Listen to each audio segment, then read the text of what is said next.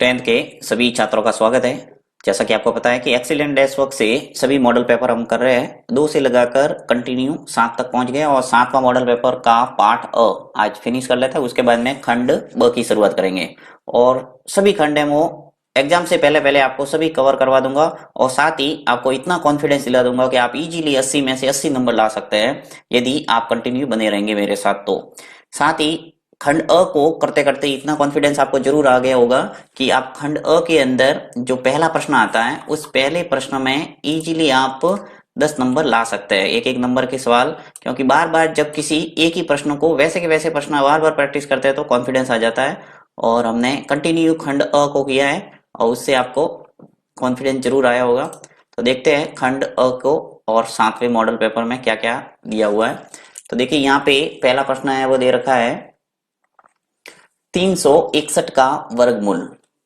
और आपके वास्तविक जो मेन पेपर होगा बोर्ड का वो भी आपको इसी प्रकार का मिलेगा, कोई चेंजिंग नहीं होगा। इसी टाइप के प्रश्न आएंगे और संख्या है वो जरूर चेंज हो सकती है परंतु पैटर्न है वो वही रहेगा। क्योंकि जो बोर्ड का ब्लूप्रिंट आधारित नमूना प्रश्न पत्र था वो हमने देखा है और उसी पर आधारित ये डैश वर्क बन के भी आई है। तो 361 है, इसका वर्गमूल निकालना है। तो वर्गमूल निकालने की 2 विधियां, एक तो भाग विधि और एक है अभाज्य गुणनखंड विधि। तो उससे आप इजीली निकाल सकते हैं। तो आपको वर्गमूल है वो प्राप्त होगा इसका 19। इसका सही आंसर है वो 19 है, यानी 19 इंटू 19 करेंगे तो आपके आ जाएगा 361। आपको मान लो वर्गमूल निकालना नहीं आता है तो भी आप सीधा तरीका अपना सकते हैं, किसी भी संख्या का 2 बार गुणा कर दो और जो संख्या आपको पूछा है वो अगर आता है तो वो उसका वर्गमूल हो जाएगा। यानी 19 इंटू 19 करके देख लो, फिर 18 इंटू 18 करके देख लो। सभी संख्या अब सद के अंदर दे रखी है उनको गुणा करके देख लो तो उत्तर आपको प्राप्त हो जाएगा। तो गुणा करने में कोई टाइम लगता नहीं है, आप इजीली उत्तर है वो ला सकते हैं। नेक्स्ट है दूसरा है कि यदि बहुपद है वो 2x² प्लस एक्स प्लस के का एक शून्यक है वो 3 दे रखा है तो के का मान ज्ञात कीजिए। आपको शून्यक दे रखा है तो के का मान पूछा है। तो इस बहुपद के अंदर एक शून्यक दे रखा है वो अगर रखेंगे तो बहुपद का मान क्या होना चाहिए? शून्य। हमेशा ध्यान रखना है कि यदि शून्य का मान किसी बहुपद के अंदर रखते हैं तो उस पूरे बहुपद का मान कितना होना चाहिए? शून्य होना चाहिए।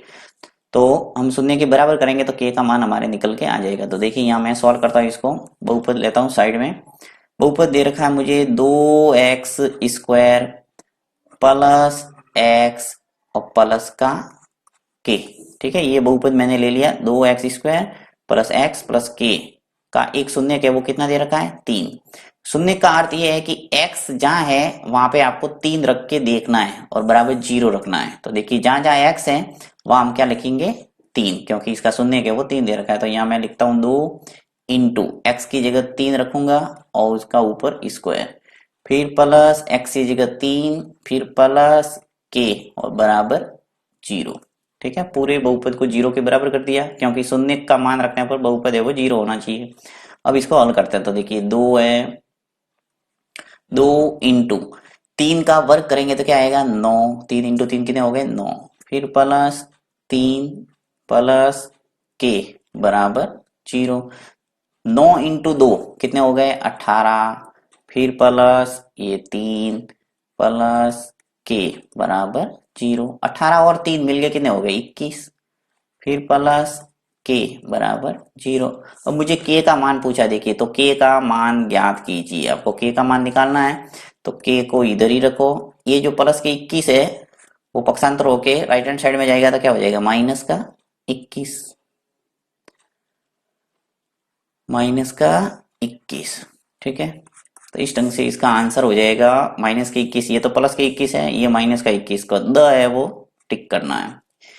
परीक्षा के अंदर ध्यान रखोगे बिल्कुल जल्दबाजी में माइनस और प्लस का गड़बड़ मत करना, क्योंकि प्लस वाला भी मान दिखेगा वहां पे, माइनस वाला भी दिखेगा। तो आपको सावधानी से जो भी आपके आ रहा है उसको टिक करना है। ठीक है, तो 1 नंबर है वो पूरा पूरा आना चाहिए इसके अंदर। फिर तीसरा आपको दे रखा है कि तीसरा प्रश्न है हमारे पास, ये भी बहुपद से संबंधित है कि अल्फा और बीटा बहुपद px बराबर x² माइनस 5x प्लस 6 के शून्य के। यहाँ अल्फा और बीटा शून्य दे रखे हैं तो alpha plus beta minus 3 alpha beta का मान ज्ञात कीजिए। तो आपको मान पूछा है तो देखिए सबसे पहले तो आपको बता दूं कि कोई द्विघात बहुपद है, जैसे A X square plus B X plus C, अगर ये बहुपद है तो यहाँ पे शून्य का अगर अल्फा बीटा है तो अल्फा प्लस बीटा क्या होता है और अल्फा बीटा क्या होता है ये आपको पता होना चाहिए। तो इस बहुपद के सापेक्ष अल्फा बीटा अगर शून्य का है तो अल्फा प्लस बीटा यानी कि शून्यकों का योग होता है माइनस बी बट्टा ए, ये आपको याद करना है। और शून्यकों का गुणा यानी अल्फा और बीटा क्या होता है सी बट्टा ए। तो यहां से ये कह रहा है कि अल्फा और बीटा है वो इस बहुपद की क्या है शून्य के है, तो शून्यकों का योग और शून्यकों का गुणा निकाल के इस व्यंजक के अंदर रखना है। Alpha plus beta -3 alpha beta का मान पूछा है तो यहाँ पे रख लेंगे और इसको हल करेंगे तो जो भी उत्तर प्राप्त होगा वो टिक कर लेंगे। ठीक है, तो यहाँ पे इस बहुपद के सापेक्ष मुझे बताइए कि अल्फा प्लस बीटा क्या होगा। तो alpha plus beta minus b बटा ए होता है। तो यहाँ पे तुलना करो, देखिए एक्स स्क्वायर का गुणांक है वो क्या है ए है, तो यहाँ पे एक्स स्क्वायर का गुणांक क्या है 1। तो चलिए मैं लिख के बता देता हूँ कि ए है वो क्या है यहाँ 1, बी है वो क्या हो जाएगा बी है वो देखिए एक्स का गुणांक होता है, तो एक्स का गुणांक क्या होता है यहाँ -5 दे रखा है तो -5 लिखना पड़ेगा -5। और सी है वो अक्षर पद तो सी है वो 6 हो जाएगा। तो ए आ गया, बी आ गया, सी आ गया। अब अल्फा प्लस बीटा निकाल दो, तो अल्फा प्लस बीटा क्या आ जाएगा हमारे पास अल्फा प्लस बीटा -b बटा ए होता है तो माइनस माइनस क्या हो जाएगा प्लस, क्योंकि यहाँ पर भी माइनस है और b का मान भी माइनस में है तो माइनस माइनस प्लस लिख लो सीधा, और बट्टा ए का मान क्या है 1 ही है तो 1 लिख लो। फिर अल्फा और बीटा, तो अल्फा बीटा क्या है c बटा ए और c कितना है 6 तो आ जाएगा 6, और a का मान 1 है तो आ जाएगा नीचे 1। दोनों आपके पास आ गए। अब इस व्यंजक का मान निकालना है, ये जो व्यंजक दे रखा है इस व्यंजक का हम मान निकालेंगे। तो व्यंजक क्या दे रखा है देखिए अल्फा प्लस बीटा -3 अल्फा और बीटा। तो अल्फा प्लस बीटा का मान लिख लो 5, क्योंकि 5 में 1 का भाग देंगे तो 5 ही आएगा इसलिए 5 लिख लो। फिर -3 इंटू अल्फा और बीटा, अल्फा बीटा का मान भी 6 होगा क्योंकि 6/1 है तो आ जाएगा 6। तो 5 - 3 का गुणा 6 से करेंगे तो कितना आ जाएगा 18, और 5 में से 18 गया तो क्या आया अपने पास -13। ठीक है, तो ये आ गया आंसर इसका। और ऑप्शन के अंदर मुझे कहीं नजर आ रहा नहीं है -13, तो ये ऑप्शन चारों गलत लग रहे हैं मुझे तो, क्योंकि विधिवत हमने सॉल्व किया है और सॉल्व करने के बाद मुझे प्राप्त हो रहा है -13। ठीक है, तो बोर्ड एग्जाम के अंदर ऐसी कोई गलतियां होगी नहीं, आपके परफेक्ट प्रश्न बन के आएगा और ऑप्शन भी सही मिलेंगे आपको। ठीक है, तो इस ढंग से अगर आता है तो यही है विधि करने की। नेक्स्ट आगे बढ़ते हैं सेक 30। अब सेक 30 का मान है वो आपके टेबल से सीधा सीधा मिल जाएगा आपको 2/√3, इसका जो आंसर है वो स है। ठीक है, पांचवा है कि यदि एक मीनार के 5 बिंदु से 100 मीटर की दूरी से उसके शिखर का उन्नयन कोण है वो 60 डिग्री है, तो मीनार की ऊंचाई निकालिए। यहाँ पे आपको चित्र के साथ में समझना पड़ेगा तभी समझ में आएगा। तो मैं हटा देता हूँ यहाँ पे इसको।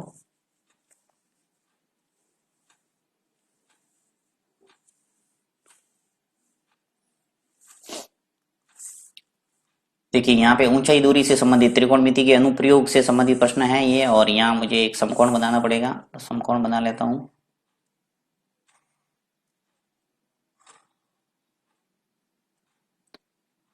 ठीक है, नाम दे देते हैं इसका ए। हमेशा ऐसे प्रश्नों के अंदर पहले समकोण बना दो उसके बाद प्रश्नों को पढ़ो तो वापस अपने आप समझ में आ जाएगा। हमेशा एक समकोण का निर्माण होगा ऊंचाई और दूरी वाले प्रश्न में। तो यहाँ पे देखिए यदि एक मीनार के 5 बिंदु से, तो मीनार है ए बी, खड़ी भुजा लेनी है मीनार, तो मीनार का 5 बिंदु यानी कि जो बिंदु बी है उस बिंदु बी से 100 मीटर की दूरी से, 100 मीटर की दूरी यानी 100 मीटर ये ले लेता हूं, ये 100 मीटर की दूरी से यानी बिंदु सी आ गया, से उसके शिखर का उन्नयन कोण, तो शिखर है वो ए है, इसका उन्नयन कोण है वो यहाँ दे रखा है कितना 60। तो मीनार की ऊंचाई निकाल लिए यानी ए बी निकालना है, ये आपको पूछा है। तो वही भुजा के अनुपात लेना है, एक अज्ञात भुजा एक ज्ञात भुजा, तो यहाँ ले लेता हूं मैं ए बी बट्टा बी सी।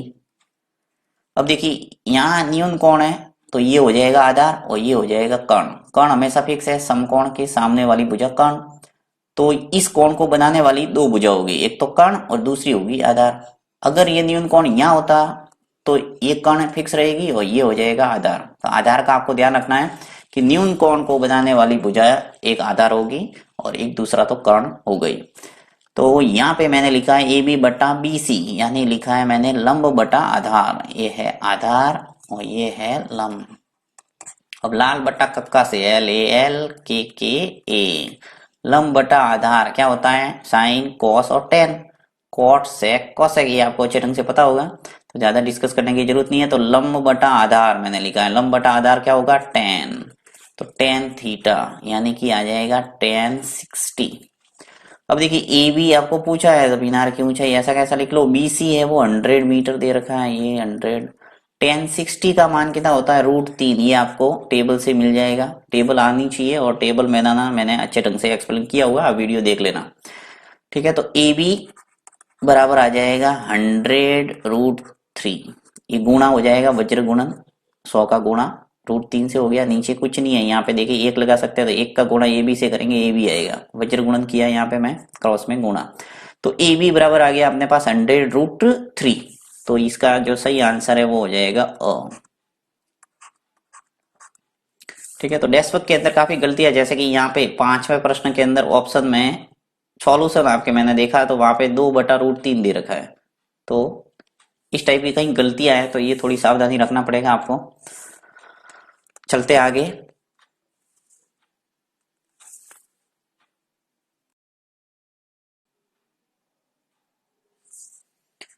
नेक्स्ट है 6, छठा प्रश्न है कि बिंदु -3 4 की एक्स अक्ष से दूरी, हर मॉडल पेपर के अंदर एक प्रश्न मिल रहा है तुम्हें और अच्छे ढंग से पता भी चल गया होगा।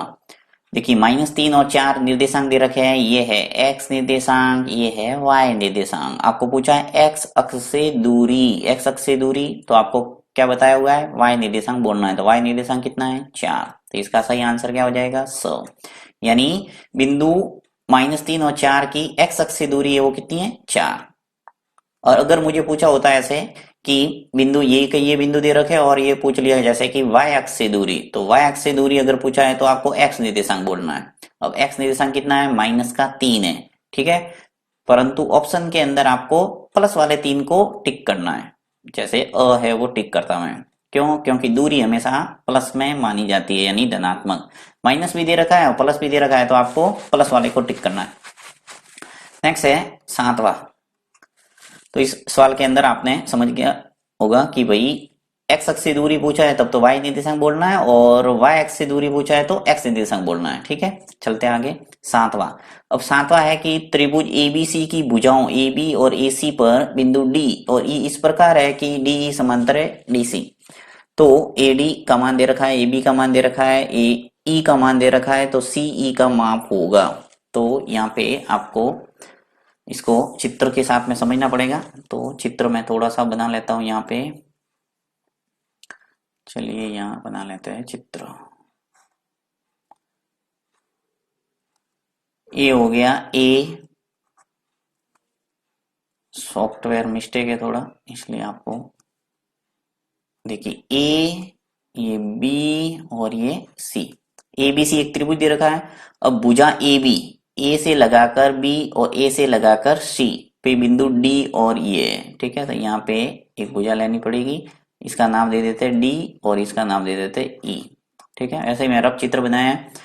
अब कह रहा है कि डी ई है, ये जो डी ई भुजा है डी से लगाकर ई तक, ये भुजा किसके समांतर है, इसने डी सी बोल दिया, ये बी सी है, वास्तविक क्या है बी सी, यानी इस भुजा के ये भुजा समांतर है, ये आपको पता चल गया होगा, ये थेल्स प्रमेय का सवाल है। अब ए से लगाकर डी तक आपको दे रखा है, यानी पूरा सॉरी ए से लगाकर डी तक है वो कितना है 8 है, और ए से लगाकर बी तक ये पूरा है वो 12 है, ए से लगाकर बी कितना दे रखा है 12 सेंटीमीटर, और ए ई है वो कितना है ये 12 है, तो आपको सी ई पूछा है यानी ये आपको पूछा है।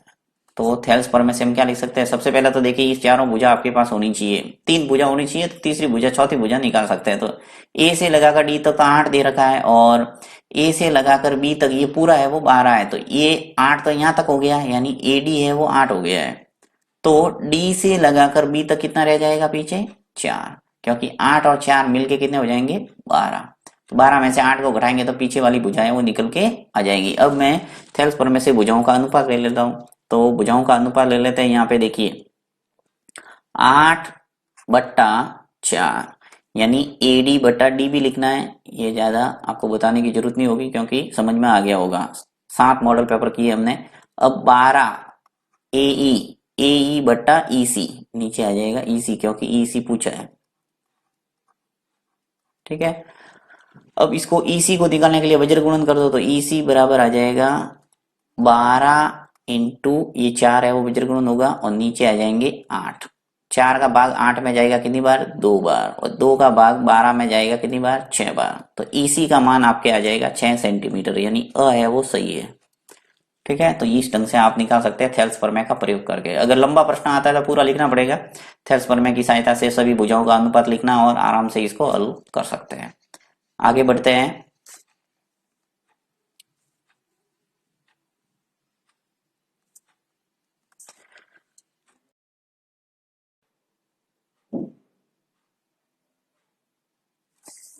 नेक्स्ट 8वां प्रश्न करते हैं। 8वां है कि 10 सेंटीमीटर त्रिज्या वाले वृत्त के केंद्र से 6 सेंटीमीटर दूर स्थित जीवा की लंबाई पूछा है। तो यहाँ पे एक वृत्त का निर्माण करते हैं। ये मान लो एक वृत्त है।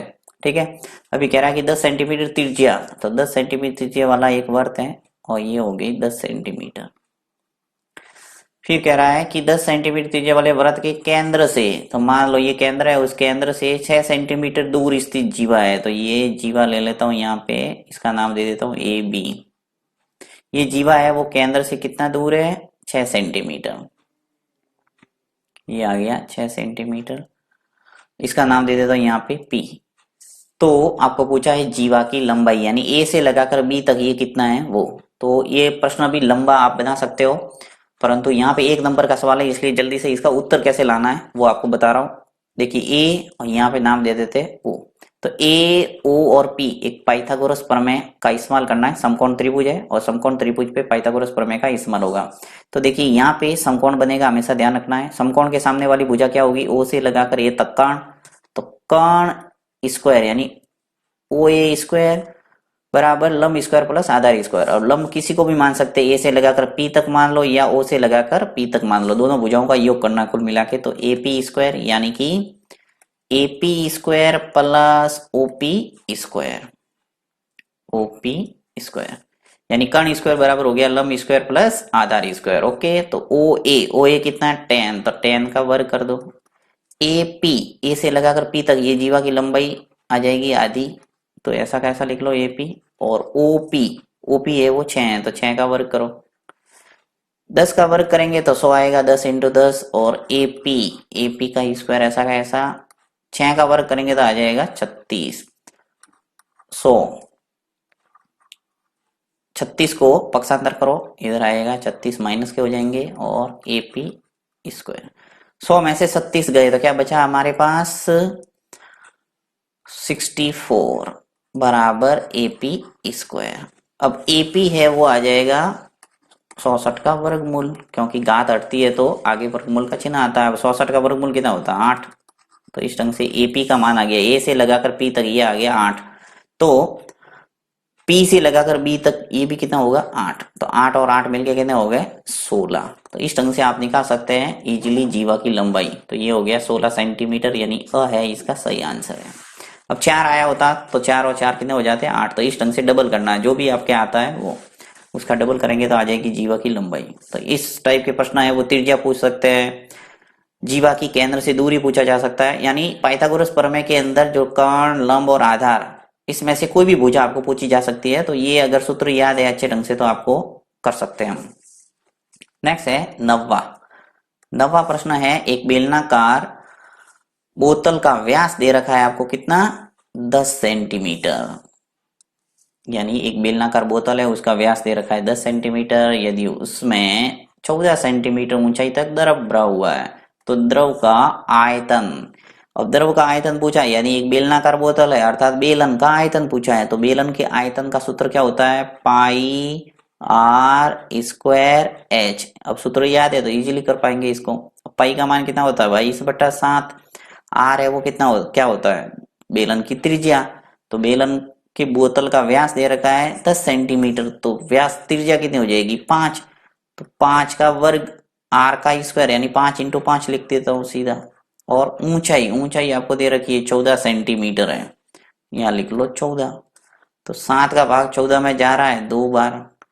फिर यहाँ गुणा कर दो, देखो 22 इंटू 5 इंटू 5 इंटू 2 करेंगे तो 5 इंटू 5 कितने हुए 25, और 25 का 2 से गुणा करेंगे तो 50 आ जाएंगे। तो यहाँ 22 इंटू 50, ठीक है। तो 22 इंटू 50 कर लेता हूँ, चलिए मैं 22 का गुणा 5 से करके देख लेता हूँ।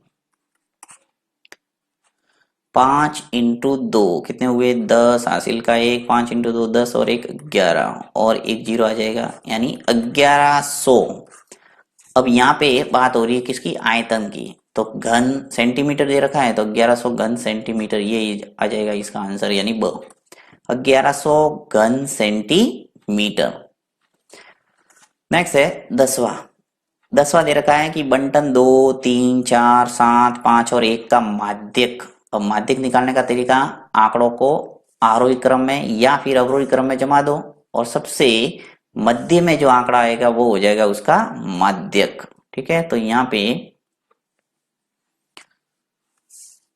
निकाल लेते हैं, चलिए सबसे पहले मैं आरोही क्रम में जमा देता हूँ इसको। आरोही क्रम में जमाने के लिए सबसे छोटी संख्या पहले लिखो, 1 आ जाएगा, फिर आ जाएगा 2, फिर आ जाएगा 3, फिर आ जाएगा 4, फिर आ जाएगा 5, फिर आ जाएगा 7। सभी आंकड़े हो गए, देखिए 1 2 3 4 5 और 6, 1 2 3 4 5 और 6। हमेशा आंकड़े लिखने के बाद एक बार गिन लो ताकि गलती ना होगी। अब आंकड़ों में से आपको क्या निकालना है, माध्यक।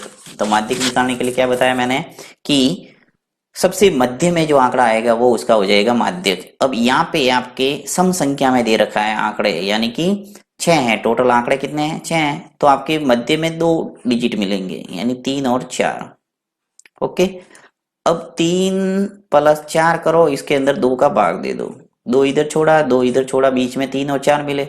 अगर ये 5 होते तब तो सेंटर में मिल जाता बिल्कुल 3, परंतु यहाँ पे 3 और 4 मिल रहे हैं, 2 अंक बीच में सेंटर में, तो तीनों को जोड़ के 2 का भाग देना है। तो 3 और 4 मिलके कितने हो गए 7, ठीक है। और 7 में 2 का भाग देंगे तो क्या आ जाएगा 3.5। तो 3.5 ये द है वो इसका सही आंसर है। तो इस ढंग से 10 के 10 प्रश्न आप आराम से कर सकते हैं। अब खंड ब की शुरुआत करेंगे मॉडल पेपर 2 से, जो आप कंटिन्यू देखेंगे तो हर प्रश्न है वो इजीली कर पाएंगे खंड ब से।